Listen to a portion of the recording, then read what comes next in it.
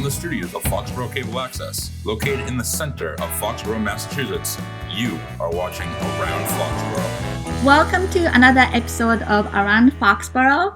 My name is Julie Love. I'm your host for the show, and we have very exciting guest. We have a Patriot Place business co-founder, Helix eSports, and his name is Jack Vandervelde, and he is here with us for Around Foxborough interview. Jack, thank you so much for being on our show today. Oh, thank you so much for having me. It's a pleasure. Wonderful. So can you introduce yourself, who you are, to our audience? Absolutely. Yeah. So like you said, my name is Jack Vandervelde, and I'm the co-founder of Helix eSports. We're an eSports entertainment facility over here at Patriot Place in Foxborough. I'm actually born and raised in Wellesley, Massachusetts, which is about 25 minutes from here. So I grew up a lifelong Patriots fan and attending concerts here every summer. So it was an absolute pleasure for us when we got the chance to open this facility here in partnership with Patriot Place. When did you guys open? So we opened, I think our first soft weekend was February 28th-ish, kind of like March 1st. And obviously the pandemic that followed after was not helpful for that. But we have another existing location in North Bergen, New Jersey that we had open for about a year and a half as well. So the company started in 2018, and our first location was in North Bergen, New Jersey, and our second larger location was here in Foxborough. That's awesome. How exciting is that? Very exciting. That's awesome. So how did you start Helix eSports, and then what made you want to start it? It's a great question. So it's kind of a combination of two things. I think the first kind of larger one is growing up, video games were a huge part of my life, and then my brother's life, who's the other co-founder. It's actually a family business. It's my brother, my dad, and my mom's a phenomenal interior designer, so she helps with that as well. So it's been a family business since the beginning, and fortunately we've been able to grow and bring a lot of people into our family, and we actually are merging with some other phenomenal companies as well that I can break down later. But growing up, video games and esports were a huge part of our life, but there's really no established scene, or my brother and I didn't have a place to go to compete, to be social. We actually used to just kind of steal our parents' TVs throughout the house. We'd invite our friends to sleep over. We'd line them up one next to another, like just one after another, and we created our kind of mini LAN center in our basement. But we realized very quickly when we were growing up that gamers want to be social, and there's just not a place for gamers to go. And that's what led to this. And there was also another element, which was the kind of competitive path to pro pipeline. My brother, who played college lacrosse, my dad played college sports. I was very competitive growing up. If you want to play a professional in college sport, although it's incredibly difficult, you have to be very talented, at least the pipeline is there. You obviously exceed in high school, you usually join a summer league, you get recruited to college. If you do well in college, you go on to the pros. There was really no pipeline like that in esports, and we thought the best place to start would be the grassroots, since there's other larger established leagues like the Overwatch League, like the COD League, like League of Legends. We wanted to start the grassroots for players who are developing. Wow, that's really interesting. I've never heard that story. And then can you describe what Helix eSports is? Absolutely. So the Helix eSports centers are, some people like to call them kind of modern arcades. Some people are reminded of kind of Chuck E. Cheese's in 2020. They're essentially esports entertainment centers. We have high-end gaming computers, virtual reality racers. We have tournaments, STEM programming, quick play, birthday parties, anything to do with esports. If you come in, we have something to do. But at its core, I would say our biggest attraction is both our kind of quick play, high-end gaming computers with the dedicated fiber line, the virtual reality, especially the VR racers, and then our extensive tournament scheduling. So we have, obviously, pre-COVID and post-COVID, they were in person. They're online for the moment. But before this, we used to host Fortnite tournaments, Call of Duty tournaments, Super Smash, any major title. We had events for that. That's awesome. So what is the importance of esports and e-gaming, and then why do you think it's growing its popularity recently? I think it's growing in popularity because people are starting to see a parallel between kind of the esports side of things and then the real sports side of things, and that's something that we're very kind of strict on here will never come out and say, oh, video games is just pure sports and it's the same thing. But we think there's a lot of parallels between the two in many great ways. And I think once larger prize pools started to grow, colleges started offering scholarships based on esports, I think people started to see the parallel path between committing to an esport and committing to a real sport. And ultimately, too, we just think there's a massive social scene growing around it as these communities emerge. I think traditionally people think of gaming and they think of like your mom's basement, or they think of your bedroom, kind of dark room locked away. When in reality, I think people want to be social, and this is a place for people to do that. And we see that all the time as we started to open these different centers, was people who would come to tournaments alone, or they would kind of introduce themselves to the community, really with just them or maybe one friend. Ultimately, 7 months in after our tournaments, people would come together, they would play together, they would go to eat dinner after. So we really kind of saw community grow, and that's when we realized quickly that gamers do want to be social. Awesome. Great answer. And then what can guests expect when they visit your Patriot Place location? Yeah, so the first thing you'll see when you walk in is we have 6 virtual reality racers, 2 of which are the first in, I guess, North America at this point to have the kind of interactive swiveling bottom. So it's the virtual reality racers. But you actually get the realistic seat, you get the wheel, and you can race an F1 car, NASCAR, whatever you want to do. When you hit a hard turn, it moves with you. If you have the top open and you're speeding down, you feel the air rushing against you. You can look around 360 and interact with the different controls. That's the first thing you'll see. We have the traditional virtual reality, which is the kind of the Oculus, the Quest, which is the simple way to put it is just the big goggles and the nunchucks that people like to use. And then lastly, kind of our biggest attraction is we have over 110 high-end gaming computers in each location. And that's, again, anything from just you walk in, you want to play, try different games, try different titles, birthday parties, bachelor parties, up into our tournaments, which ranges from, again, Call of Duty, Fortnite, Super Smash Brothers, Tekken, Overwatch, all of which, of course, before the pandemic was a big in-person. We moved it online temporarily, and I think, like the rest of the world, we're very eager to get back in person once it's safe again to do so. Awesome. So what is important to you when it comes to running Helix? I think the most important thing for us is kind of the equal playing field. When you walk in the door, there's a place for everyone.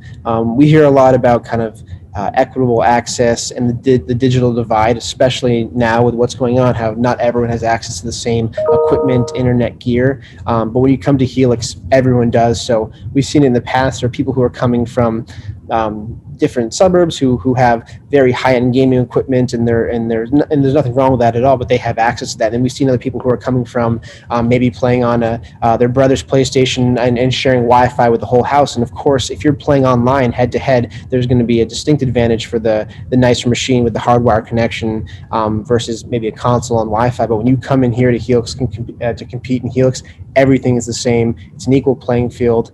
There's no advantages, and at the end of the day, skill is going to win. That's awesome.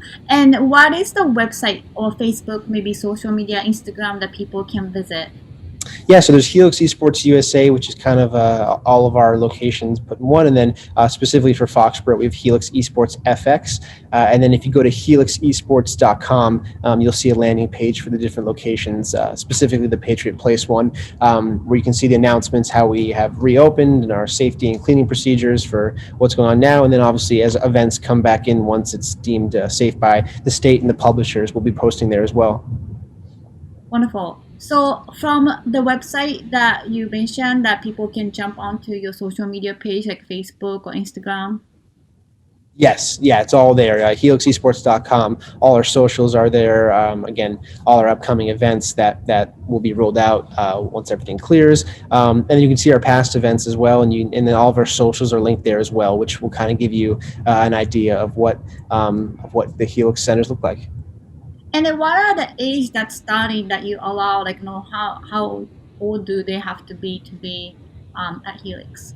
Well, everybody's welcome to play here. Obviously, the younger gamers mostly come with their parents, and then obviously our older gamers are usually just different demographic. We do have a full service bar and restaurant as well. So any gamer food that you can imagine, pizza, wings. We have a whole lot of Mountain Dew here as well. But we also have the full service bar, which is great for the older demographic, which we traditionally see in some of our kind of fighting game Tekken Smash community. And then we have everyone down to, we host like middle school rec departments. We've had youth groups come here as well. So it's all ages are welcome here. Wow. So, can I ask you the admission fee, and then is that like unlimited? Like, how does it work? It's a great question. So our different kind of our quick play, which at its core, it's just $8 an hour, and obviously the more hours you buy in bulk, the cheaper it is. So that's $8 an hour to come here. Racing costs, you get 2 races for $10, and those are about 5 minutes each. And then our tournament tickets vary anywhere from $15 to $285. Obviously depending on length of tournament, the prize pool. So the larger Call of Duty team passes are higher up there. But for our former, which we did the Fortnite Friday, that was just $20, and that was actually free to enter for the Fortnite event. The only fee you were paying for is for the gear rental. So our events vary, and that's when I would encourage people to look at helixesports.com. But I would say, compare it to a movie ticket or any other kind of Friday night, Saturday night entertainment, our pricing is going to be very competitive. Wonderful. And then because of the pandemic, are you limiting the number of the capacity that people have to make a reservation and then go a certain time? Yes, so we obviously are limited for capacity. However, we're fortunate enough that our 2 hub locations, especially Patriot Place, are very large to begin with. So our reduced capacity can still meet the demands of a lot of our customers. And then obviously our cleaning procedures, not only are they posted in the store, if you go to our website, you'll see a pop-up right away that explains all of our cleaning procedures and our capacity procedures. A reservation is not required. Right now, again, we have a lot of space, and we have been able to accommodate most people. Sometimes on Friday and Saturday night, we recommend people call ahead. But once things clear up, part of the reason we like to build so many seats and gaming stations into these centers is to always have one for someone to come walk in and play. Wonderful. So I know you mentioned that you're from Wesley, but you came to Foxborough as growing up. So you must be very excited. Are you at the Foxborough location all the time right now, or you go back and forth between New Jersey and the Foxborough location? It's a great question. So I again, obviously having to do with the pandemic, once that hit, I was kind of stationed out of Foxborough and Wellesley, which was nice to go back and see my family and have everyone together for a while. But I think like a lot of families were starting to get a little tired of each other. But before this, it was back and forth between New Jersey and Foxborough, and then we have some satellite locations. We have one in New Hampshire, one in Boston at a charity there that we work really closely with for our STEM programming. That's amazing. And then we have one at a Sky Zone, a trampoline park in New Jersey as well. So I was always bouncing back and forth between all of those. But for right now, I'm in our Foxborough location, as you can see behind me. So you are right now from Helix eSports. Yes, I'm there right now, and I don't want to move the camera too much, but you can kind of see the gaming stations behind me, the 2 large screens. We have Twitch up over there, the Boston Uprisings practice facilities behind me right there. I hope you can see it over Zoom, but that's all behind me. Yes. That's really cool, and I can't wait to visit there because I haven't been there, so I have to bring my kids. Oh, well, we'd love to have you. Yes, definitely. So, are you planning to open another facility for Helix eSports? Maybe 3rd, 4th location? Yeah, that's definitely something we're planning to do. Again, not to sound like the broken record, obviously monitoring what's going on in the world right now. But we've opened some of these kind of satellite small locations during the pandemic, as it's a good time to kind of use our resources that before we're very busy with our larger events and scaling. Now we can use that to focus on some of these build outs as well. So we're definitely interested in that. We're always looking at locations and doing walkthroughs when available, as we think this could be welcomed in every community. I mean, I think it's, again, something growing up I wish I had, which is why my brother, my dad, and I took this on. It's something that I think my brother and I wanted for fun. I think my parents wanted to get us out of the house. But I think every community could benefit from having one of these, because it's not just gaming as well. As I kind of quickly ran over, was we also are making a big push into STEM programming and in different educational routes that tie traditional esports with I guess traditional skills for the workforce. So things like graphic design, video editing, all the way down to project management, and of course it's kind of shaped in this esports skin, but it really applies to everywhere else in the world. Yeah, you mentioned something about nonprofit, like you're partnering with some nonprofit.